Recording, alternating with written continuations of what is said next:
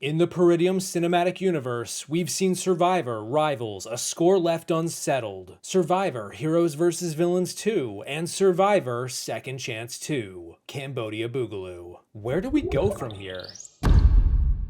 They were all voted out first, and now they're back to play again. Survivor 48. If it was one tribe of, say, first-offs versus one tribe of runner-ups.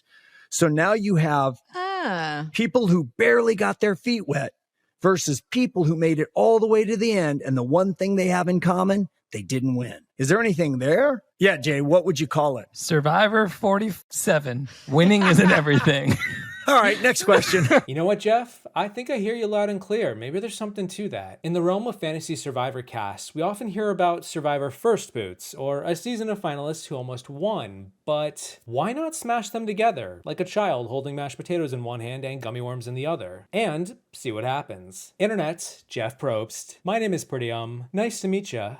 And challenge accepted. In this video, I have put together a potential, mostly realistic fantasy cast of returning players who were either voted out first or were the runner-up of this season. Now, I think most of these players are able to return to the show, have expressed interest in doing so, and are probable gets. Not all of them. You'll definitely be able to tell who's just on my fantasy list, but either way, let's create Survivor, drop the 4 and the other number, and then add a 0. It's Survivor, 0 to hero. First up, we're not doing 3 tribes anymore. Not for a while. That is my call. It's a firm 2 tribes, 9 players, no rice negotiations or changing it. Now, I didn't want to go too far back in Survivor history because the further back you go, the less realistic the player is of returning, but first up in the order, for the First Boots tribe, I want Zane Knight from season 25 Philippines back in the mix. Because if he gets to be the first boot again, it's gonna be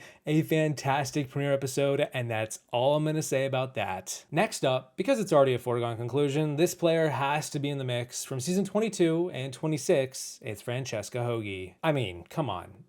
What would this season's theme be without her? How in the world do you cast this without including her? She's probably the first person to come to mind, and yeah, if she's the first boot for a 3rd time, Survivor should just end after that episode. What more do we need to see from the show? You see the potential here, Jeff? From season 29, San Juan del Sur, I had to include this first boot on the roster, if only because it amuses me greatly. It's Nadia Anderson, the twin sister of the winner of the season, Natalie. Nadia is someone who I think could do just as well as her sister. I've watched them on The Amazing Race together, and how wild would that outcome be if she won? Talk about inspiring. It'd be a storyline for the ages. Now, the 4th player on the First Boots tribe was actually almost on season 29, but had to be moved to season 30 worlds apart, and that is So Kim. So was a force to be reckoned with on the White Collar tribe, taken out for lying and being a little too sly for her own good. I would love to see what she has up her sleeve in a return appearance,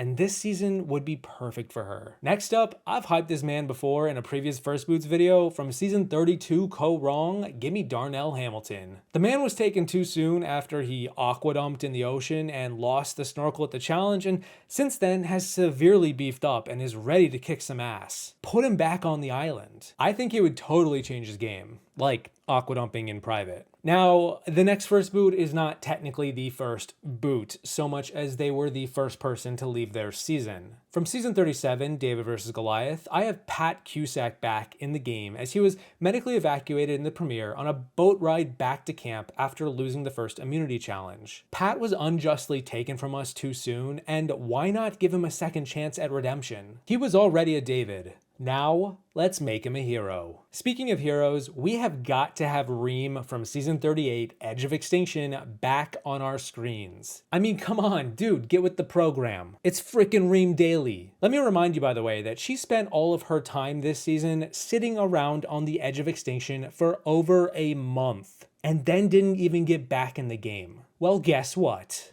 Little did we know, she was playing an even longer game to one day return for this season and prove she has what it takes to last not just 35 days, not just 39 days, but a whole 26. Because let's be honest, it's still probably a 26-day season. As far as I'm concerned, she's already won. And so we have 2 spots left for the First Boots tribe, and I think it's about time we started pulling from the new era. It is the dawn of the next perfect game, when I include Zach Wurtenberger from season 42, the sequel to the dawn of the new era. Zach is a big fan, he is a mover and a shaker, he's witty as all get out, and if his showmance with Marianne is ever gonna mirror that of what happened to Rob and Amber, then it's about time to get his butt into gear, returned, and won the game. Or he becomes the runner-up and then returns as a hero for his 3rd stint, but gets voted out early and then finally wins in season 64, Dawn of the 3rd Dimension. And then last but not least, for the First Boots tribe, from season 43, I have Mariah. Why Mariah? Well, 1, because we can always use a little more color in our life, and 2, because why was she voted out again? Seriously, Ellie, what the heck was that? They said she was bad at the challenge, but if you watched the challenge, you can tell that's not what we saw. Regardless, I need her back to prove the Baka tribe wrong, and maybe not get Gaylord again. So that's it for the First Boots tribe. Personally, I love this tribe and would absolutely be excited to see them return. But let's now move to the runner-up tribe, the players who got 2nd place, or in some cases, tied for runner-up. First up, going way back to my Heroes vs. Villains 2 cast from season 24 One World, give me Sabrina. She was also in the mix for season 31 Second Chance, and given that half of the players who didn't make the cut for that season returned for Game Changers, and she didn't, I don't see why Sabrina hasn't returned yet either. So here's our chance to right that wrong and get it right. She learned from the best, and she's gonna have options this time around for who she takes to the end and beats. Now this next runner-up did actually play a 2nd time, but I kind of just want to see them play one more time because I always need a little more woo in my life. Yeah, from season 28 and 31, it is Woo, the guy who inarguably took the wrong person to the end and earned his spot here as a 3-time player. Woo brings the energy I want in a Survivor player, and he would be a great fit for this cast. Speaking of Cagayan and Cambodia, let's just keep pulling from a cast of proven players and give Tasha another shot. I think she would be down to return one more time. I think she's got the physical and strategic games down pat, and if she works a little more charm into her 3rd season, I don't see why she couldn't be a force to be reckoned with. Although, speaking of forces, what about a woman who tied the all-time record for Immunity Challenge wins in a single season? From season 35, Heroes, Healers, Hustlers, I've got Chrissy penciled in, and shocker, I also had her penciled in all of my previous seasons too. She's fit, she is hungry for the win, and she's got to return before we're like 20 seasons out and it's just too late. Not long ago, Jeff had said that he wasn't going to have any returning players from before the new era, but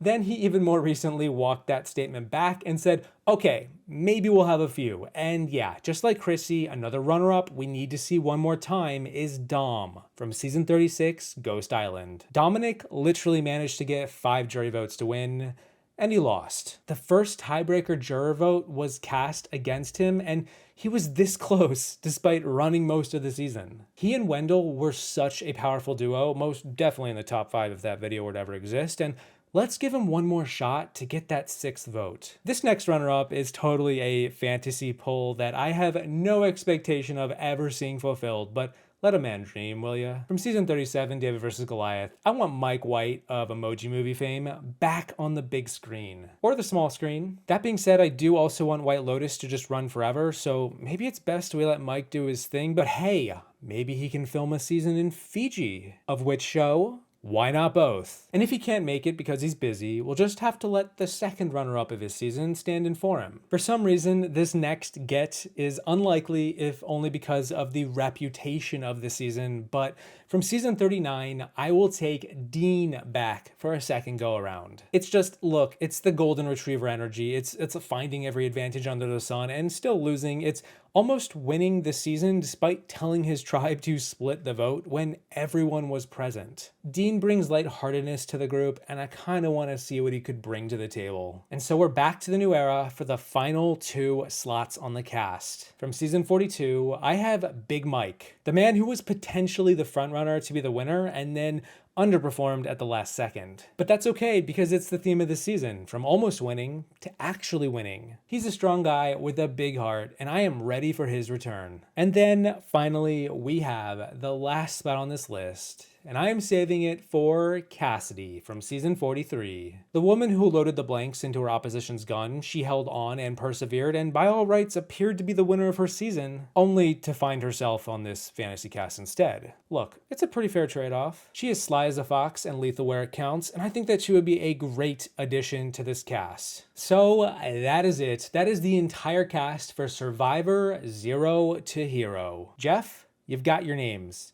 You've got their numbers. Do you want me to make the calls, or like whose job is that? Is that Jesse Tannenbaum? Either way, this season could definitely exist. It's got legs. It's got juicy storylines that, from a TV perspective, work from the premiere all the way to the finale. There's a zero, a hero, and a fun season of Survivor ahead of us. So, Jeff, Internet, let me know what you think. Do you like this cast? Who would you cast if you could? A big thank you to my patrons for all your support. You are my heroes if I ever had a patron-only cast available. Also, a big thank you to Pump Smash for the season logo. If you've ever seen any incredible alternate Survivor season logos out there on the internet, there's a pretty good chance Pump Smash created it. Honestly, Jeff, you should reach out to them for future logos. Thank you all for watching. I hope you enjoyed the video. Don't forget, there's always a silver lining for every pitfall on your way out, and I will see you in the next one once I acquire Mike White's phone number. Look, I gotta make a call. Mike, how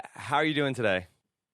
Hungover. I don't want to talk about this. You're a jerk. Are you a fan of the Emoji Movie? Are you a fan of Mike White? Hold on one second. Yeah, this guy wants to do an interview for 4 or 5 minutes. All right, listen, well, yeah, just hold my calls if anybody's in this. Do you have a fitting for bamboo? Yeah. 2 minutes. Okay, bye. Sorry about that.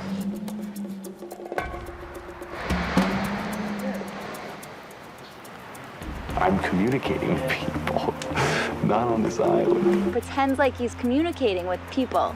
Send. Come on. Check mark. All good.